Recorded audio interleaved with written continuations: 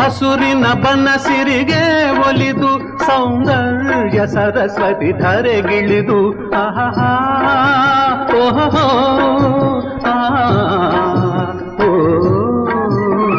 ಹರಿಯುವ ನದಿಯಲ್ಲಿ ಈಜಾಡಿ ಹೂಬನದಲ್ಲಿ ನಲಿಯುತ್ತ ಓಲಾಡಿ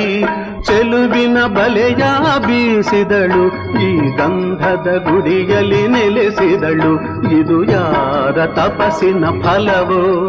ಈ ಕಂಗಳು ಮಾಡಿದ ಪುಣ್ಯವೋ ಓಹೋ ನಾವಿರುವ ತಾಣವೇ ಗಂಧದ ಗುಡಿ